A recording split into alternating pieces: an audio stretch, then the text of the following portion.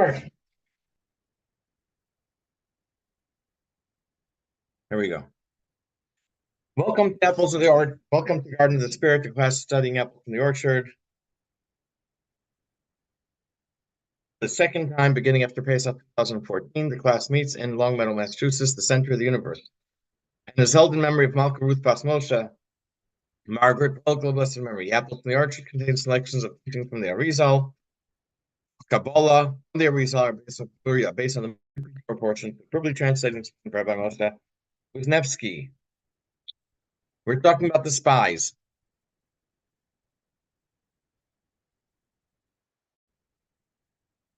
And in a nutshell, we said that the spies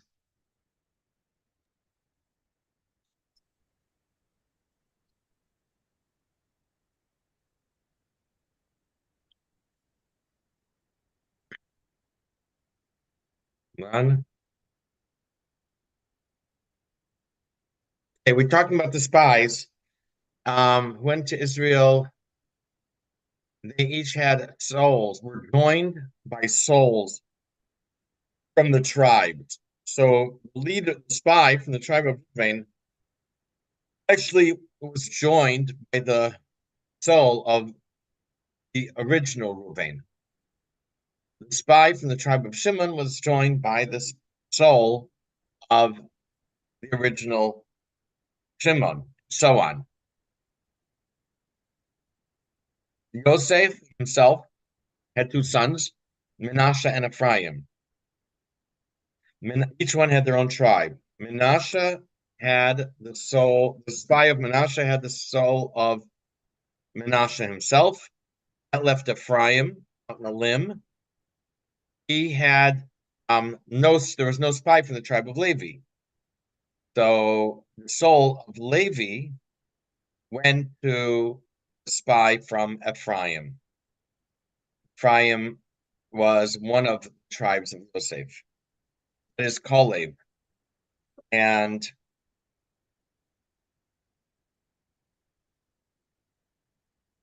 I'm sorry, that's Yehoshua. Yehoshua Moshe's assistant. And then the soul of the soul of Yehuda went to Kalev. Kalev was the tribe of Yehuda. Okay. And Kalev davened and Moshe davened for Yehoshua, and those two came back with they did not join the rest of the spies with their bad report.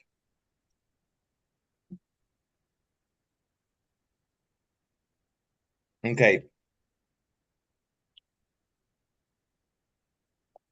That is very quick, a very quick review of what we did.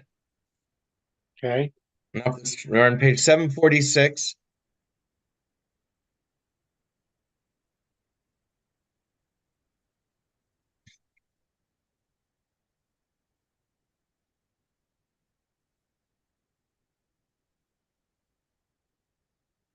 Okay. I think we did up to I think we read up to here. I did not I added the last of the notes from last week, so I added today. One moment.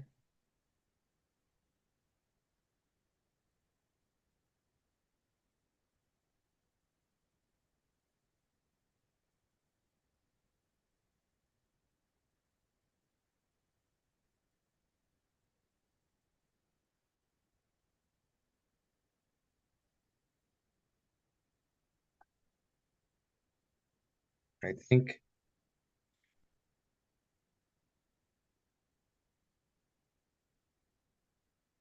okay. I think we're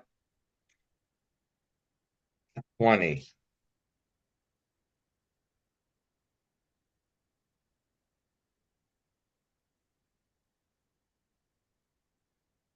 Yeah, let's go to 21. 21. Arizal writes in the book of reincarnation. Kalev was a reincarnation of Eliezer, servant of Abraham. Kalev was the spy from the tribe of. He was a spy from the tribe of Yehuda, and he was a brother-in-law. He married Miriam, so he was a brother-in-law to Moshe. He was the reincarnation of Eliezer, servant of Abraham. Eliezer was a descendant of Canaan, who was cursed by Noah. Eliezer hoped that his daughter might be considered as a wife for Yitzchak. Avram told him that it couldn't be because Eliezer was cursed and Yitzchak was blessed, and cursed and join blessed. When Eliezer came to Haran, he was welcomed by Lavan, brother of Rivka, who said, "Oh, Baruch Hashem, come, he was blessed by God." With this statement, Eliezer was removed from the category of the cursed and joined the category of blessed. You don't have a book, do you? I'm gonna have to go get it. I could do the reading, Rudy. I have to go get it.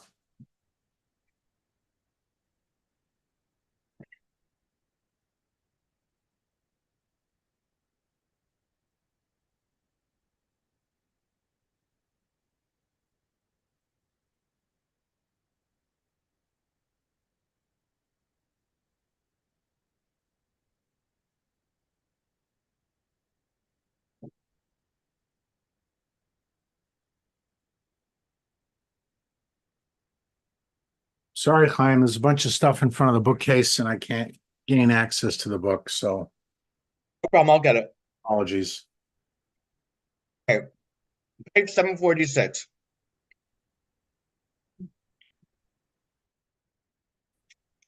We have elsewhere explained that Kalev was a reincarnation of Eliezer, the servant of Abraham. This would add significance to the fact that he went to pray at the graves of his forefathers. Very good. Though Eliezer hailed from a cursed seed, when Lavan said to him, "Come in, O blessed one of God," he went out of the category of cursed and entered the category of the blessed. Eliezer was a Canaanite. It is a descendant of Canaan, whose seed Noah cursed to be a servant taste. 22. Hashem said, "Ve'avdi Kalev, my servant Kalev." It's unusual for Hashem to refer to him this way. It can mean for Kalev / Eliezer was an Eved Knani, a non-Jewish servant. But now he was my servant, a servant of Hashem. He now belonged to the group of those who were blessed. Was Canaan a descendant of Ham? Yes, he was fourth son of Ham. Okay. I'm sorry, what? No, I said okay. Yeah, okay. Yeah, I was right. I questioned what I said. And in the text, it appears to me, Chaim Vatal, that this is alluded to in the verse, "and my servant Kalev," meaning that he was originally a Canaanite servant, he was cursed, but he was now my servant, he was blessed. Says Hashem, he's my servant. Now, earlier, the book copied from both Shar HaPsukim and Likutei Torah. Now, switches and it quotes only from Likutei Torah. So there's stuff here that will be repetitive of what we learned. 23. King David had a son named, what was the name of King David's son? The one who never sinned. Kilab. Was listed as one of 4 people who never sinned and was without fault. Gematria of his name is 53, with the kolel is the same as Hashem's name of 52. Okay. Regarding, and back to the text, regarding the mystical significance of Kalev, the son of Yefunah, I first found it written that the numerical value of Kil of, the son of King David, is 53. The same as the numerical value, one of the spellings out, the name Havaya, Pasikolo. Kil of Ben David is Kaf Lamed Aleph Beis. 20 and 30 plus 1 and 2 is 53. 1 minute. The name Havaya, as we have seen previously, is spelled out in 4 basic ways, such that it yields the numerical values of 72, 63, 45, and 52. And 52 is as follows. We spell Yud of Dalid, that's standard, that's 20. Hey, hey, 5, Vav, Vav, 6 and 6, and then Hey, hey, 5 and 5, gives us a total of 52.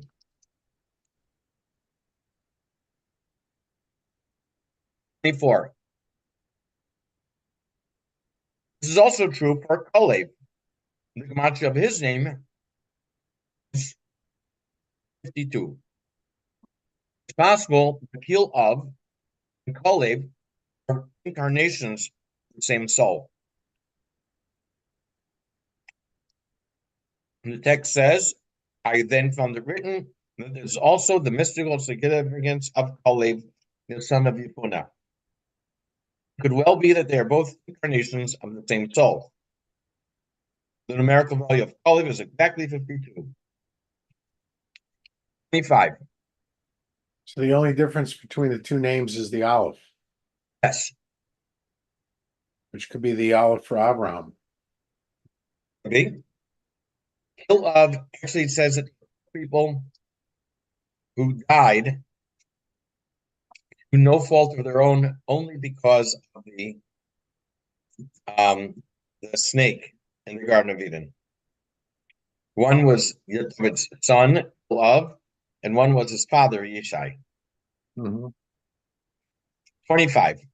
Kalev, back to Kalev now, one of the spies, had the soul of Eliezer, servant of Abraham. Eliezer was a descendant of Canaan, who was cursed by Noah. When he traveled to Haran, Lavan welcomed him by saying, Bo Baruch Hashem, come he who is blessed by Hashem. With this comment, Lavan left the category of cursed and joined the category of blessed. The fact it was written in the Torah means it's not just Lavan speaking, it was actually so. The text reads, know that the soul of Kalev originated in that of Eliezer, the servant of Abraham. For Eliezer left the curse of cursed be Canaan, when Lavan said to him, come, O blessed by God, of God. Had this not been decreed in heaven, it would not have been recorded in the Torah. At this point, Eliezer became blessed. Eliezer was a descendant of Canaan, the fourth of Noah's son, Ham. Noah cursed Canaan after Ham castrated Noah. In the same episode, Noah blessed his son Shem, blessed be God, the God of Shem. Avram sent Eliezer to his nephew Besuel to find a match for his son Yitzchak. We are told that Eliezer, in fact, wanted his daughter to marry Yitzchak. But Avram told him, you are cursed because you are a descendant of Canaan, and I am blessed because I am a descendant of Shem. He who is cursed cannot cling to what he who is blessed. Besuel's son was Lavan, his brother. Although Lavan was wicked and therefore his words could not affect reality the way a righteous person's can, Arizal says that the fact that the Torah takes the trouble to record Lavan's greeting means that it in this case, the reverse was true. Because on the spiritual level, Eliezer had already gone from being cursed to being blessed. Lavan was able to intuit this, and unknowingly articulated it, thereby causing it to take effect on the physical plane as well. Record Lavan's greeting means that it, in this case, the reverse was true. I think that should be removed. Eliezer's transference from cursed to blessed allowed him to be reincarnated as Kalev. 26. Lavan was rewarded for elevating Eliezer. Lavan was reincarnated into Naval of Carmel. Lavan and Naval have the same letters. Naval was the first husband of Abigail before she married David. Naval was not a nice man. He was very wealthy. David and his followers protected Naval's flocks, and they were starving. They needed food. They needed other protection. Came to Naval, asked him for protection money, and Naval refused him. So, and in the end, Naval ended up, if I'm not mistaken, he ended up dying of natural causes. So, but in any case, the Lavan and Naval are the same letters. Lavan came back as Naval. I'm not sure why that is a reward. It says back in the text, therefore, because of this ascent, Lavan accomplished in Eliezer when he said, "Come, he who is blessed by God." Lavan was reincarnated as Naval, the Carmelite. This is indicated by the fact that the letters that spell their names are the same. Lavan, Lamed is Nun, and Naval is Nun is Lamed. Naval the Carmelite was Abigail's first husband before she married King David. Her son through King David was Kilab, mentioned above. She was a great righteous woman. She was considered a prophetess. And so it's her son that was Kilab, the one who had no fault. 27. Ninth chapter of Tehillim was written to thank Hashem for the death of Laban. It says Lamnatseach Almus Laban. Medrash says this actually means Lavan. Now Rizal understands that it's a code for the death of Naval. Therefore, our sages stated on the verse for the choir master on the death of Laban, that Laban in this verse is actually Naval. Let me. Laban is in the 9th chapter of Tehillim. Yeah, I was surprised too.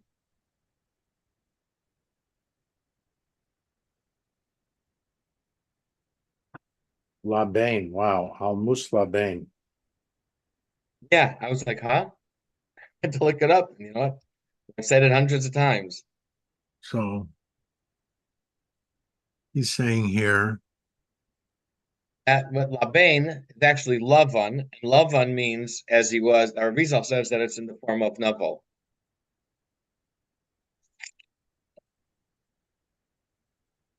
Naval, right? but the emanation is from Lavan. Lavan was reincarnated as Naval.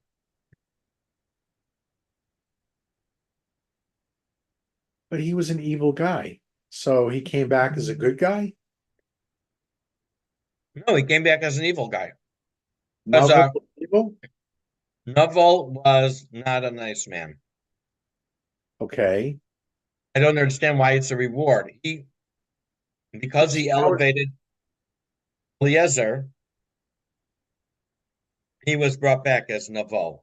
So, but until him, it thanks for the death of Laban. Laban. Yeah. I think Maybe that's how the Galicianers say Lavan. I don't know. presence we have maintained like money when I was set in the phone charging line. You destroyed the wicked, you blotted out their name forever and ever. And they're shown to do it forever. Okay. So it talks, Tehillim chapter 9 talks about Hashem wiping out our enemies. Yes. Turn back to Sheol. Okay. Okay, 28. Now we're going to go. So remember, we have Kilab, son of David. We have Kalev, the spy from the tribe of Judah. Right. Olev is called Ben Yefuna, the son of Yefuna. The word Yefuna translated means to clear something away or to turn away. This word is similar to a word used by Lavan. When Eliezer arrived at his house, Lavan informs him, Anochi Nisi Habayis. I have cleaned out the house for you, I've cleared the house. And rabbis explain, like, what's he telling him? I made room for you. He took the idols out of the house. Rabbis teach that Kolev is called son of Yefuneh because he turned away from the scheme of the spies. So here we have a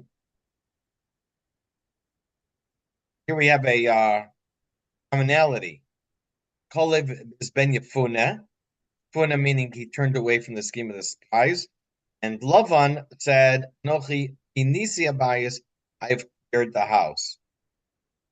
We said that Kolev was a reincarnation of Eliezer.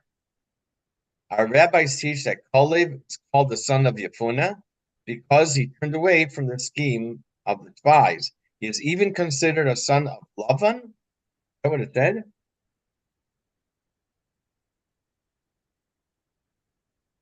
I mean, considered a son of Eliezer because he was a reincarnation of the soul. Eliezer, he was a reincarnation of the soul. In this case, Eliezer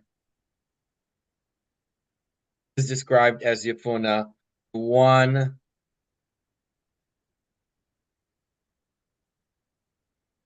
for whom the house was cleared from idols. In this case, Eliezer is described as Yefuneh, one for whom the house was cleared from idols. So we are saying Kalev and Yefuneh, the son of Eliezer.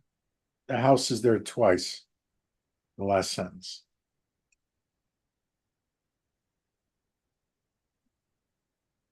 Okay, Okay. thank you. Yeah. Now I'm going to read that from the book.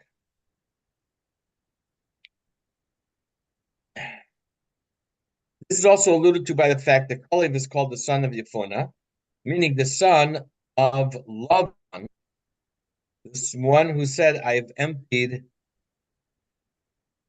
Nisius, the house. Oh, it does say Lavan.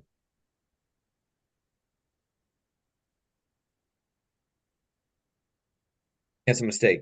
When Lavan invited Eliezer into his home, he said, Come, O blessed of God, why do you stand outside? I have emptied the house, and there is place for the camels. Rashi in this verse says that the words I have emptied the house mean I have removed all the idols so you can now enter it. So that's love on saying it. Lavan says that. The root of the word for I have emptied, Nisi Panet, which is also the root of the name Yefuneh.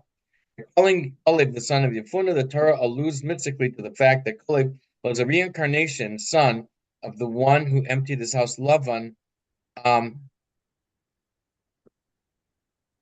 I don't think that's correct. I think that should be Eliezer. One for whom was said.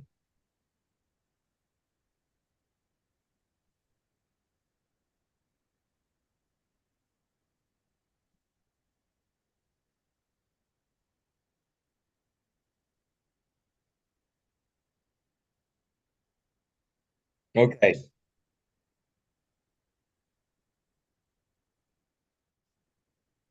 Okay. And this needs to be fixed too. Okay. The Gematria of Kaleb is 52, the same as one of the expanded spellings of Hashem's name. This expanded spelling corresponds to Nukva or Malchus, feminine parts of. Nukva needs to be inspired, interact with Ze'er Anpin. From here on, we change, and we're going to be talking about 52, Nukva. Inside the book. Sages further state that the name Funa alludes to the fact that Caliph turned away from the scheme of the spies. The word Funa also means to turn away. Through Lavan's blessing, Eliezer was reincarnated into Caleb and is therefore considered Eliezer's son. Oh, here it says,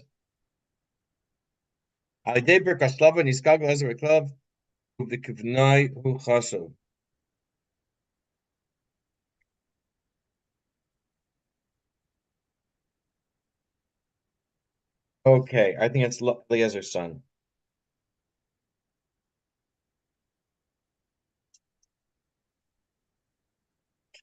Now, the mystical significance of Caleb is that the numerical value of his name is the same as that of the name Havaya when expanded to equal 52. Mystical significance, the mystical significance of this name is that it's the spirit that enters female in order to enable it to arouse the male with feminine waters. We're talking about Kabbalistically, we're talking about how Zeir Anpin, the male, interacts with the female. As we explained in reference to the Zohar statement that there is no arousal of feminine waters until a spirit from the male enters her. The four expanded spellings of the name Avaya correspond to the four parsufim, Abba, Ima, Zeir Anpin, and Nukva. Thus, the name Avaya, numerical value is 52, corresponds to the feminine principle, Nukva. Feminine waters is the term in Zohar for arousal from below, the arousal of the recipient of the giver to give. When the recipient initiates or inspires the gift. And 2030, I wasn't clear on this. The Talmud says a woman does not become pregnant from the first time she's intimate. Kabbalistically, this means that Zeir Anpin must initiate the original interaction between it and Nukva. Page 749 in the book. This is the mystical correlate to the first marital intercourse between a couple. For our sages have noted that a woman cannot become pregnant from her first marital union. And that is from Talmud and Yevamos. Become pregnant here is mystically understood to mean to be able to produce a spiritual arousal, the male. In the first virginal intercourse, male seed does not impregnate the female, that is, his spirit does not enter her, and she cannot reproduce. 31. Expanded name of 52 corresponds to Malchus as it is back to back with the Zeir Anpin. In this image, Malchus separates its arms and legs from the arms and legs of Zeir Anpin. I am not clear on the meaning of the four letters, the masculine side and the feminine side. Maybe I am. Maybe I figured it out. This name the name of 52 alludes to Malchus as she is postured back to back with Zeir Anpin. For then, this is a quote, she separates his and her arms and legs from each other. End of quote. Therefore, and looks like that is from Zohar somewhere. Therefore, this name, 52 name, takes the form four opposite four corresponding to four. It is four letters on the masculine side, that's Zeir Anpin, and four on the feminine side, Nukva, to indicate his and her arms and legs. Presumably, Vav Dalet, the spelling of the Yud, is considered one letter we have. We have the name of 52. We expand the spelling. Primary letters, Yud and then Hey and then Vav and Hey, are considered the masculine side component. And the letters, the secondary letters in spelling, in the Yud would be the Vav and the Dalet. The Hey, secondary letter is a Hey, same as the first letter, primary letter. And Vav, secondary letter is Vav, same as the primary letter. And in the final Hey, the secondary letter is Hey, same as the first letter. There's a chart here that shows what the four masculine letters are, Yud, and then Hey, and then Vav, and then Hey. And then letters of expanded spelling, feminine side. Hi, Jim. would be the letters of expanded spelling.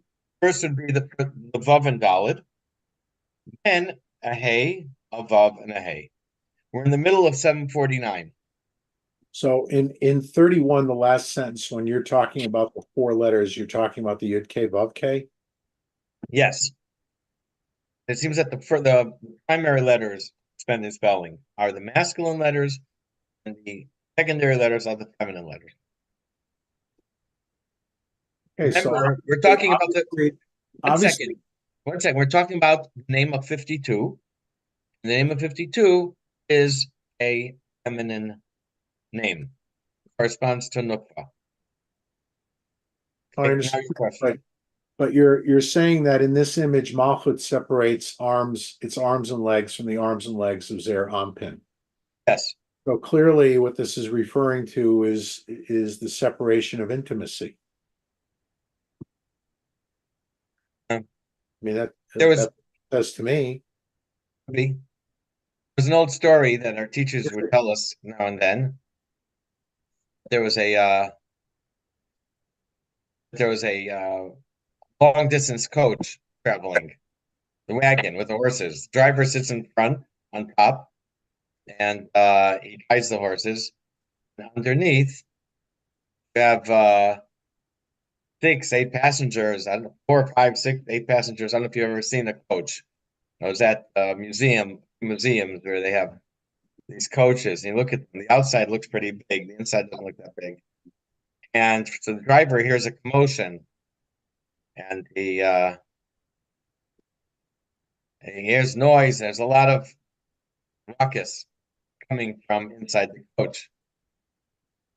So he finally pulls the horses over to the side of the road, shoulder, and he gets down and says, "What is going on here?" And there's a big entanglement there. And this one says, this one's grabbing my arm. This one won't let go of my foot, and let go of my foot. It says, "That's not your foot. That's my." Someone else says, "That's my foot," and let go of my arm. That's not your arm. That's my arm. So the driver takes his horse whip. He gives a schmeiss. He gives a whip. People start screaming. He says, "Now you know." He says, "The one that hurts is yours." All So right, that's one thing. Hey, Rudy, not necessarily. Maybe they're playing Twister. maybe. Okay. I'm just reacting to number 30, so Apparently, yeah, it could be that they are very involved. They're not been enough, like very romantically involved in this case. mhm. Uh, or yeah, maybe they're just playing Twister. So, Jim, I'm glad you joined. Continuing from where we were last week, it's more of the same. The spies went into the souls of the brothers. Children of Yaakov went into the spies, joined them. We had Kalev and Yoshua, who um, who prayed. Yoshua's name was changed. Most of them for him. Kalev davened at the cave of Machpelah. The souls of the other 10 spies left when the spies began to sin. We have now we're going to Kalev. The Gematria of Kalev is 52. 52 is a name, one of the names of expanded spelling that corresponds to Nukva. He also said that Kalev was a reincarnation of Eliezer, servant of Abraham. And Eliezer was a descendant of Canaan, and therefore he was cursed. And when he went to Haran and to wait for Yitzhak, he was welcomed at the house by Lavan. Lavan said, "Welcome, he who is blessed by God." And by saying that, Lavan took him out of the category of being cursed, brought him into the category of being blessed. And Eliezer was the original incarnation of Olive. Olive was a reincarnation from Eliezer. Is some of what we said. We made some connections there. Okay. So we're going to go on to 52 in Nukva. This idea of Nukva needing to be um, arousal from below, need to be inspired.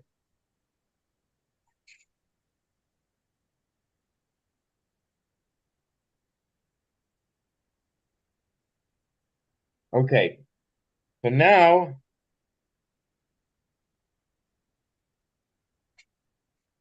we go into Binyamin. So we're talking about the name of 52, and Kalev is going to 52. Therefore, it's connected.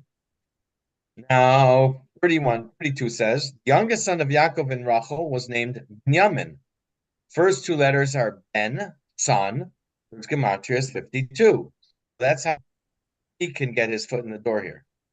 Rachel died just after he was born. She named him Ben Oni, son of my suffering. Yaakov renamed him Ben Yamin, son of the right. All of Yaakov's other children were born in Haran, north of Canaan. Yaakov named him son of the right. Note that he alone was born in Israel.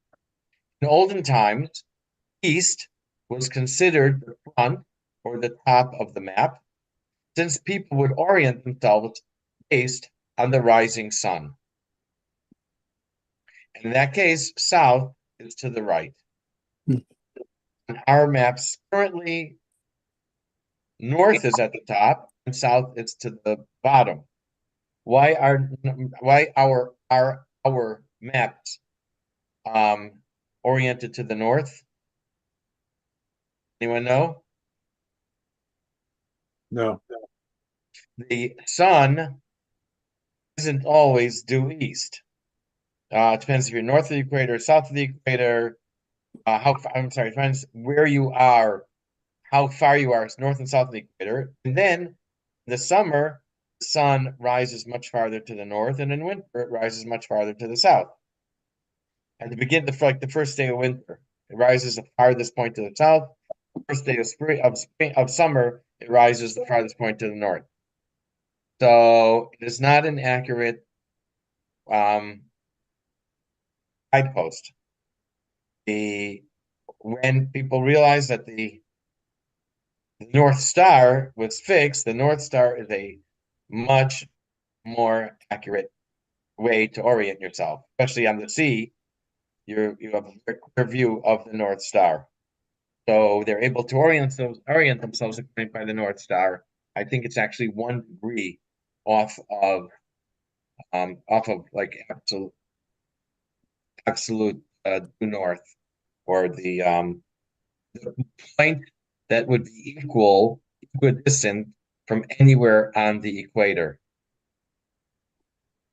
And the North Star, I think, is 1 degree off of that. But the North Star is a much better guide than the sun.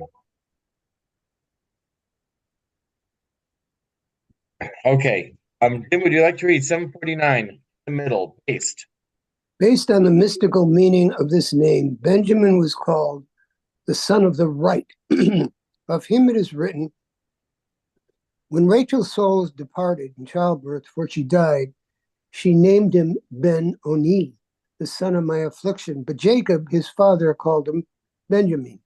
Benjamin was the last son born of Jacob, the only one born in the land of Israel, which lies south of Padan Aram, modern-day Syria, where all his other sons were born. Therefore, in order to change his son's name to one that had positive connotations, yet still preserve some alliteration to the name Rachel gave him, he called him son of the right, Ben Yamim. For I'm not sure the "the" should be there. For in the Torah's orientation, that of a person standing in the Holy of Holies, looking outward toward the world, the south is on the left. Actually, it's on the right. Yeah, this is. Yes, it is. This is problematic. Okay. All right. Now, the numerical value of the word for son, Ben, is 52.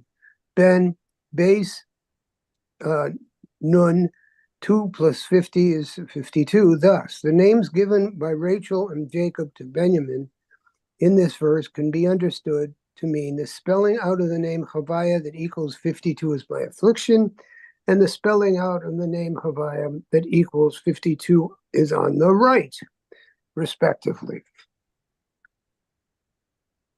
Okay. In other words, we have 52, I guess, in suffering and the negative connotation, of 52 on the right, which is a more positive connotation. 33. How far does this go? 41. 33. Torah says when Rachel was dying, as her soul left her. Kabbalistically, this means the name of 52 left Nukba. This name causes feminine waters, which refers to the inspiration in Nukba to interact with Zerampin that it left. Go ahead. For this name arouses feminine waters, as we've said, and is therefore called her soul. As we've seen previously, Rachel personified Nukba, feminine archetype. The phrase, when her soul departed, can thus mean when the 52 name departs the female. 34. Since this name indicates that Nukva is back-to-back with Zerampin, it is susceptible to be infiltrated by Nukva. This is why Rachel called her youngest son Ben Oni, son of my suffering, because Philippa was able to pick up his fumble. Since, Go ahead. however, this name indicates the posture of back-to-back, it's easy for the powers of evil to gain a foothold through it. When Zerampin and Nukva are back-to-back, their attention and energies are not focused on each other. It is thus a prime opportunity for the powers of evil to try to divert some of their energies to themselves.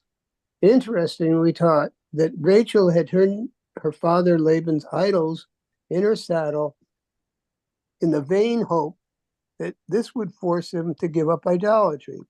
She had not told Jacob about this plan, however, and therefore when Laban accused him of stealing the idols, Jacob said, "The one with whom you find your idols will die." And from that curse, Rachel died later in childbirth. Rachel's failure to include her husband in her scheme recalls Adam's failure to communicate with Eve and indicated a lack of communication, which is a back-to-back stature between them. This lack of communication was the proverbial recipe for disaster and the opportunity for the forces of evil to cause tragic damage. Go ahead. His mother therefore called him the son of my affliction. This was because 35. I'm sorry, continue. Yeah, I'm sorry. Go ahead. This was because this name indicates back-to-back posture. Now, Yaakov intended to connect the son to the side of Chesed, which is on the right. Ben, son, whose gematria is 52, is also the same as Anna, which is an expression of pleading and appealing for Chesed, associated with Chesed. Therefore, we named him Binyamin, son of the right being associated with Chesed. He looked at the number 52 and didn't see it as a number connected with suffering. He saw it as a number connected. He saw it as a number connected with Chesed. Go ahead. But his father called him Benjamin in order to connect it with the right side, that is, reflecting the fact that the numerical value of the word for please, Anna, is also 52. Jacob thus associated Benjamin with the positive aspect of the value 52 instead of the less favorable association of 52 with the spelling out of name that is prone to evasion by evil. The word for please used here is a word used in prayers for God's mercy and kindness, that's focusing on the right side of the Sephirotic tree, the side of Chesed. Anna is Aleph, Nun, Aleph, so it's 1 plus 50 plus 1 is 52. 36. After Shmon Esrei, we have a prayer called Tachanun. In Tachanun, we speak of the sacrifice Jewish people have made for Hashem. We use the word Anna several times in the Tachanun prayer to appeal to Chesed, an account of the sacrifice Jewish people have made over the centuries. This supplication is a self-sacrifice we espouse in Tachanun. Tachanun, supplications, is the part of the liturgy that follows a Midah consisting of various appeals for God's mercy on us as individuals and as a nation. In the verses and prayers that compose this liturgy, we make repeated mention of the fact that throughout history, many times given up our lives for God. And in this merit, we ask God to show us mercy today. Okay, 37. We also read chapter 25 of Tehillim and Tachanun. Beginning says, LeDavid Elecha Hashem Nafshi Esa Elokai B'chavatachti. For David, you Hashem, I lift my soul. My God, I trust in you. The initials in bold, that's the letters Nafshi S at the beginning, Nafshi Esa and Elokai, the gematria of 52. Thus, the combined numerical value of the initials of the italicized words in the phrase, unto you, O God, I lift my soul, my God, is 52. Excuse me. The italicized words in Hebrew are Nafshi Esa Elokai, the initials of which are Nun Aleph Aleph, 50 plus 1 plus 1, 52. Okay, and so all this shows you that there is a gentler, kindler side to 52. The expanded name of Ban, 52. Wait, that's the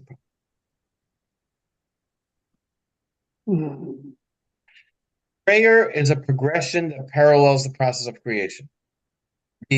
What did I get wrong there? Oh, X. Got it. Apex is the Shmona Esrei, which corresponds to Atzilot. Then comes Tachanun, which brings a person back to Asiya, the lowest stage of creation. Page 751. Go ahead. In this connection, we will now explain the mystical significance of Tachanun, in which the supplicant falls to the world of Asiya from the world of Atzilus, where he was during the Amida. 39. We've focused on 4 expanded spellings of Havaya. 4 gematrias correspond to the 4 stages in the process of creation. The name of 72 corresponds to Atzilus. The name of 63 corresponds to Bria. The name of 45 corresponds to Yetzira. And the name of 52 corresponds to Sia.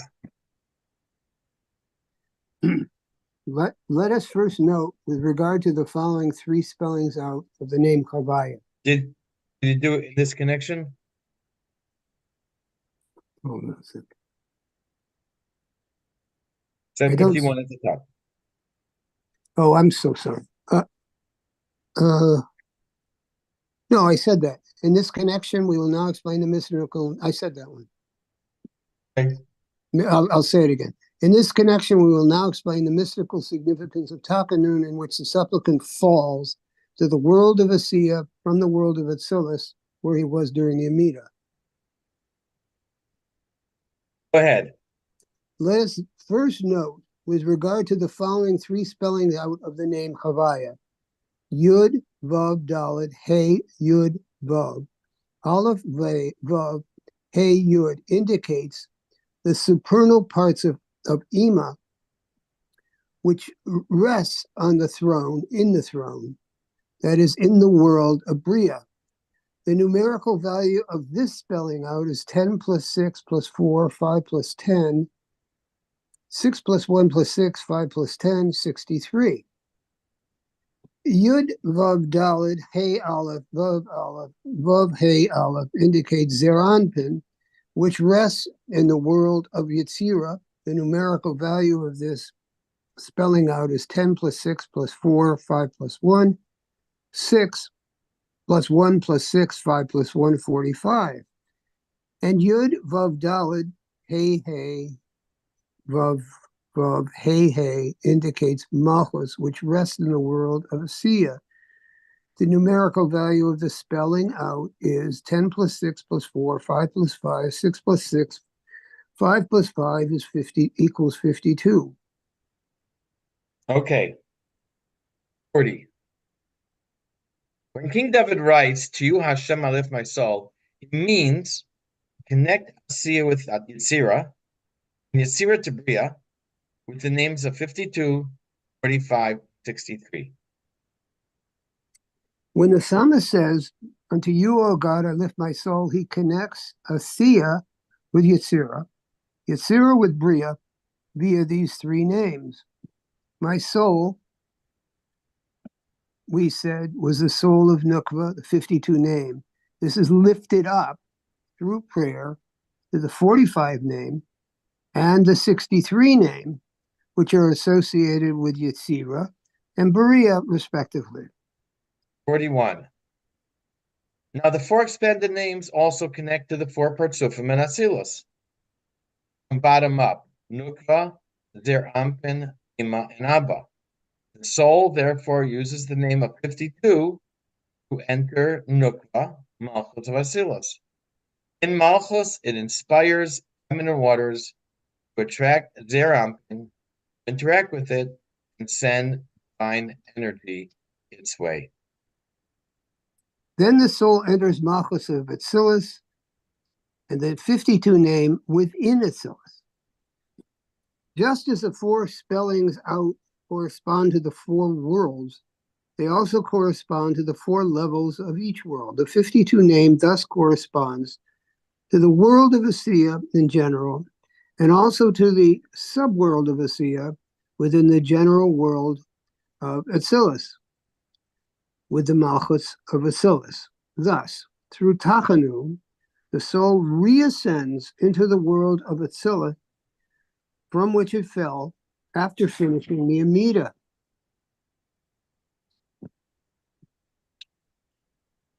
Going. It then becomes feminine waters. Once it assumes the identity of the feminine archetype of Atzilus, it can arouse the male archetype, Zer Anpin, to channel divine beneficence to it. The soul falls after the Amida because of the intense awareness of God it achieves therein. Consciousness of the world of Atzilus makes it keenly aware of its shortcomings in the real world. That is, its day-to-day affairs in life.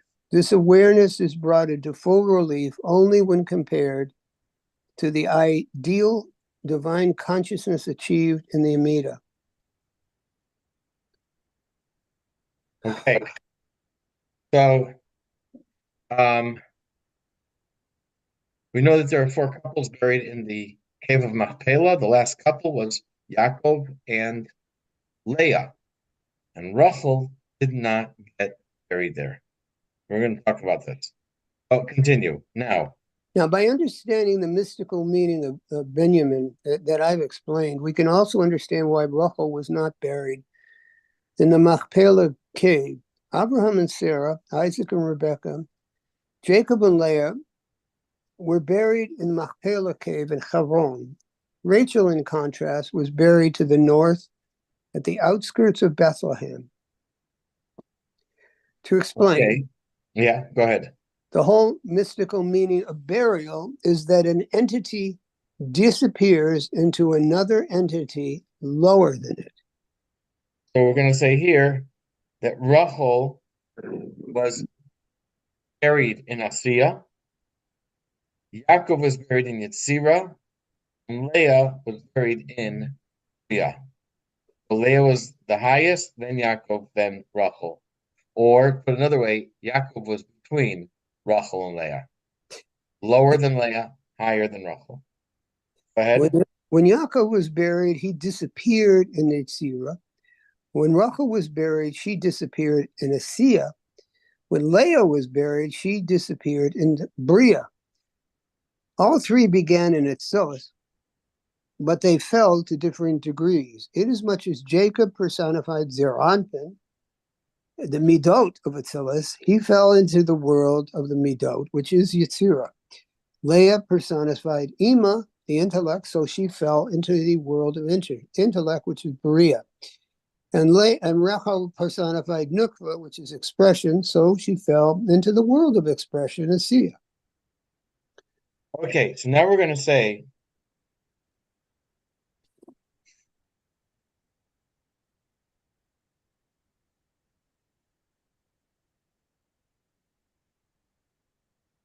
I think it says if Yaakov would have died before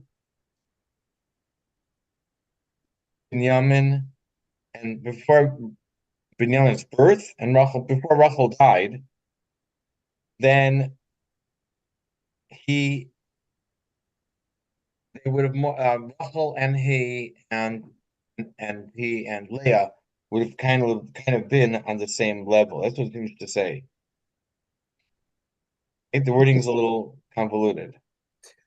Now, had not Yaakov's descent been preceded by Benjamin's birth and Rachel's ultimate death, in which her soul departed, for she died, it would have been possible for Asiya to disappear back into Yetzirah and Yetzirah back into Bria. All of their souls would have been able to converse with each other. So the circumstances surrounding Rachel's death meant she lost her connection with Yaakov. Had she merely fallen to Asiya, but still retained her connection to Jacob, she would have been able to use the connection to ascend back to Yetzirah, where he fell to, and then with him back up to Bria, where Leah was. So they all three would have been at the level of Leah, at the level of Bria. But Rachel's spirit had already departed, and the spirit he had given her did not remain, so that he might communicate with her. In this sense, she reverted to her original virginal status, her connection to her husband not being able to produce any arousal in him, as we described. In other words, Kabbalistically, this means that Nukva wasn't able to connect or lost its connection with their husband. Or Asiya lost its connection with Yetzirah. That's what's happening here. Yep. Therefore, she was buried in the road, and Jacob disappeared when he died back into Bria with Leah, and the two of them conversed together in the cave. And so it's just Yaakov and Leah, and that's why those two are buried in the cave of Machpelah, but not Rachel. Rachel died first, and so it shows that Malchus wasn't successful in interacting or lost its ability to interact with their husband. Yep. Okay. Wow. Okay, we got some mystics over there. Last week was not, and the first half today was not. And next week we actually it's a continuation of this idea. It's in Shlach. I'm not sure what next week. Maybe we could learn. It's the day before. It's the middle of the week. Or maybe we'll be able to learn next week. Okay, let me shut the